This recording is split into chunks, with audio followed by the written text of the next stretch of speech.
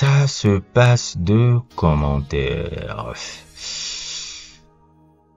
Bonjour, bonsoir, bienvenue sur la chaîne du sorcereur et dans ma saga, ma 585e épisode sur Dragon Ball, parce que je vois que chaque fois que je fais Dragon Ball, j'arrive à avoir des vues. J'ai essayé de faire d'autres mangas, mais j'ai clairement vu que quand j'essaie de faire les autres, vous vous en foutez complètement. Pendant ce temps, quand je vois Dragon Ball, là, je vois tout le monde et tout, donc je me suis dit, bon, je vois toujours des éléments pour parler de Dragon Ball, je vais gratter des vues là-bas, parce que j'ai fait beaucoup de trucs sur les mangas. J'ai vu clairement que je veux parler de plein de trucs d'animation japonaise. Je veux parler même de la bande dessinée, hein, parce que la bande dessinée aussi, c'est une très grande passion, hein, que ce soit la bande dessinée française, que ce soit la bande dessinée américaine et autres et tout. Je suis même j'ai coécrit un manga même, il y a de cela quelques qui s'appelle Oblivion Rouge, que vous voyez là, et tout, et qui est un manga qui est toujours disponible sur Amazon. Donc je pense un peu connaître un peu le délire un peu sur les storylines, les trucs comme ça et autres et tout, parce que bon, en gros, que ce soit manga, que ce soit cinéma, que ce soit littérature, le truc c'est de raconter des belles histoires, hein. Tout le délire, il n'y a pas de différence entre le manga, le cinéma. Il y a des codes, mais il n'y a pas tellement tant de différence, parce qu'en gros, l'important c'est les histoires, hein. C'est comment tu racontes l'histoire et comment tu rends l'histoire passionnante pour les gens et comment tu arrêtes à être passionnant, divertissant, tout en mettant des thèmes un peu très intéressants, qui peuvent être très subtils, un peu que peut-être le spectateur lambda ne va pas voir au premier abord. Et aujourd'hui, on va continuer encore dans la saga Dragon Ball avec, comme vous l'avez vu au début, ce que je considère comme la plus belle scène de la saga de Dragon Ball, la scène de la transformation de Gohan en Super Saiyajin 2. Je pense toujours que la saga aurait dû se terminer là. J'ai toujours une intime conviction que là où toute la saga Dragon Ball devait se terminer, ça devait se terminer là. C'était la meilleure. Je sors là pour tous les gars qui sont toujours en train de chialer. Oh ouais, Gohan, il était badass. Pourquoi il n'est pas devenu badass et autres et tout. Je sors toujours ce truc là que vous voyez là. Le personnage à la base aime les sciences, il n'aime pas se battre, il se bat par, comment on appelle ça, par défaut. Il se bat parce qu'il se sent obligé, parce qu'on l'a entraîné et parce que peut-être on attaque ses êtres chers, mais ce n'est pas quelque chose qui se passionne, même s'il a un potentiel très élevé. C'est ce que le personnage et tout. Et la métaphore un peu de Gohan en tant que combattant, c'est comme dans l'histoire de Trunk. Dans l'histoire de Trunk, on voit comment il a grandi sans mentor, qui est même dans la saga, là, comment il a grandi sans mentor, comment il a truc, et il a essayé de justement continuer le travail de son père, et on voit qu'il n'a pas pu arriver au truc de son père parce que quelque part, ce n'était pas sa destinée. Il n'est pas destiné à être un grand combattant. C'est ça que l'histoire de Trunk raconte sur le personnage de Gohan, qui est tragique. C'est la version de Gohan tragique, sans les mentors, sans les trucs, et qui fait le jeu. Vous le trouvez tout badass. Le Gohan du futur n'est pas badass. Le Gohan du futur est tragique. Voilà la destinée de Gohan qui l'attend. S'il grandit sans mentor, et s'il grandit dans une voie où il se sent, où il est obligé de se battre. Il n'atteint pas même le potentiel qu'il a atteint, qu'on voit dans la saga, dans cet arc-ci là, avec le Super Saiyajin 2 là. Il est tué, truc, alors que sa véritable passion, c'était d'être, comment on appelle ça, d'être scientifique. Voilà ce que l'histoire de Gohan raconte. Et c'est pour ça que le personnage est très attachant et autres, tout, même si les gens le trouvent plus aléchard. C'est que tout le long de la saga, des trucs, comme on le sait, c'est un shonen neketsu, c'est de voir comment le père spirituel, c'est qui? C'est Piccolo. C'est pour ça que j'aime encore cette scène-là qui met subtilement, qui ne porte pas la tenue Goku, il porte la tenue de Piccolo. Pourquoi? Parce que Piccolo, c'est celui qui l'a éduqué, c'est celui qui l'a renforcé, c'est celui qui l'a truc. C'est vraiment la partie qui me plaît le plus et autres et tout. Et pourquoi j'aime cette scène-là? Parce que c'est un exemple type encore de comment tu peux faire encore de la mise en scène en racontant une histoire à travers une mise en scène. Je vous l'avais déjà fait sur mon truc sur Trunk, je vous l'avais déjà fait sur l'hégémonie sociale sur Dragon Ball, sur le combat entre Goku et Vegeta qui racontait un peu l'histoire des Saiyans, parce que c'est les deux derniers Saiyans qui restent, le plus fort, le Saiyajin le plus talentueux contre le Saiyajin avec, comment on appelle ça, le niveau le plus bas et tout. Et il y a une hégémonie, un combat d'hégémonie sociale, raciale dans ce premier combat de Dragon Ball. C'est pour ça que je considère toujours que c'est le plus beau combat de l'histoire de Dragon Ball et peut-être même de l'histoire même de l'histoire même de l'animation japonaise, parce que derrière ce combat là il y a une histoire qui se raconte, une histoire de le combat n'est pas Goku va sauver la terre, non, le combat est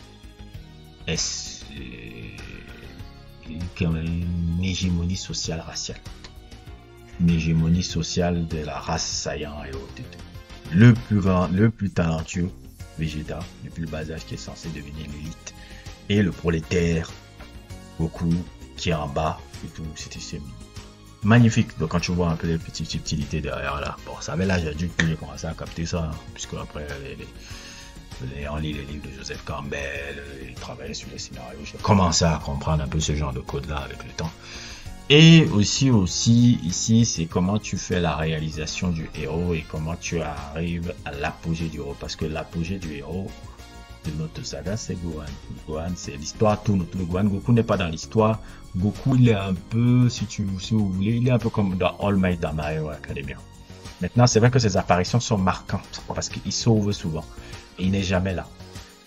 Le truc de Namek, il n'est pas là. Il vient après. Il vient toujours en rescousse.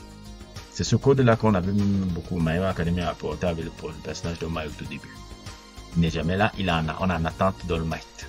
En attente de Goku. Goku, c'est pour ça que c'est symbolisé même par le fait que je l'avais rapporté dans l'intro. Il n'apparaît pas dans l'intro truc. Il descend en apparaissant en intro comme pour montrer qu'il n'est pas vraiment dans l'univers, mais il est au-dessus de l'univers. C'est un peu ça. Et Gohan, ce qui est bien génial là-dedans, c'est comment la réalisation du héros dans la mise en scène que j'aime beaucoup, outre la belle musique de Inirebu Kageyama, ou le truc, c'est surtout le plan que je vous montre là, qui est un plan magnifique. Pour moi, c'est l'un des plus beaux plans de l'histoire, voire même de l'animation japonaise. Parce que ce simple plan-là raconte tout. Ce que vous voyez là, ça raconte tout sur le personnage. Ça raconte tout. Quand on voit, vous voyez cette scène-là, vous voyez là, et que Gohan se transforme en Super Saiyajin 2. Ce n'est pas qu'il se transforme en Super Saiyajin 2, c'est pas la symbolique. C'est que la symbolique, et si vous regardez encore truc, vous voyez comment les larmes coulent là. Les larmes ne coulent pas sous les joues, les larmes s'élèvent. Les larmes, vous voyez pas, les larmes ne sont pas en train de couler. Les larmes sont en train de s'élever. Elles sont en train de s'élever et s'élever. Et après, elles disparaissent. Retenez bien là. C'est la dernière fois de toute la saga que vous allez voir Gohan pleurer. C'est les dernières larmes de toute la saga que vous allez voir Gohan pleurer. C'est cette toute dernière larme. Et c'est une symbolique un peu particulière, par un rituel un peu particulier qui fait comme symboliser un peu que le personnage, l'enfant Gohan, Planisha que vous voyez là, n'est plus. Maintenant, c'est l'adulte Gohan qui est là. Et c'est d'où la symbolique. C'est pour ça que j'adore ce plan. C'est pour ça que le plan n'est pas fait. Par exemple, l'enfant Gohan n'est plus. L'adulte est là maintenant. Et c'est pour ça que je pense toujours qu'ils auraient dû arrêter là. C'est-à-dire, après le combat de Gohan, Cell et tout, ils arrêtaient là. Parce que ça faisait la boucle et tout. On n'a pas besoin de vous savoir. Ça s'arrêtait là. Et ça s'arrêtait là et autres. Pas besoin de voir Gohan adolescent. Pas besoin de... Nada. On arrête là. Parce que là, ça a la résolution vraiment de la problématique du personnage, quoi. Le plan de face où on le montre comme où on voit les dernières larmes. Dernières larmes de la saga, parce que si vous voyez, on a introduit même pas Gohan par les pleurs. Dès les premiers épisodes, je sais plus si c'est le premier épisode de Dragon Ball Z, la partie Z, c'est les larmes de Gohan qui ouvrent le truc, si je me souviens bien. Et Goku qui est en train de chercher son fils qui est en train de pleurer.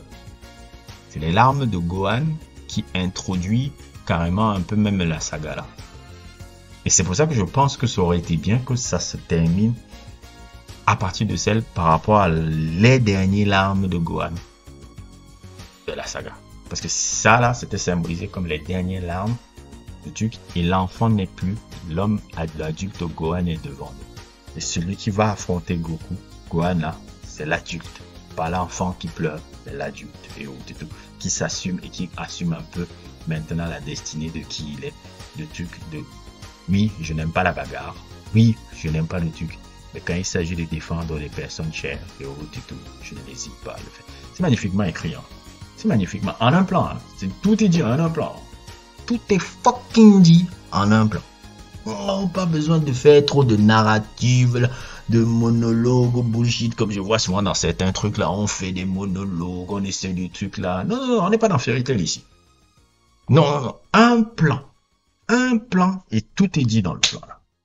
Tout est fucking dit dans le plan. C'est ça la mise en scène. C'est pour ça que les mecs là, c'est pour ça que les Japonais ils ont tué le game. Hein. Ils ont pris le truc des Américains de l'animation, ils ont mis à leur sauce, ils ont amené, ils ont dit on amène le délire, ouais, et maintenant on bat tout le monde. C'est pour ça qu'ils nous battent tous. C'est pour ça qu'ils nous battent tous. Les Américains, les Français, nous tous, tout. On peut faire tout ce qu'on veut. Les gars là ont pris le délire, ils comprennent. Ils ont amené le délire à un autre niveau. Ouais. On est dans les quoi, c'est 91, 92, 93 qu'on est là à l'époque. Les Japonais ont tout compris au délire.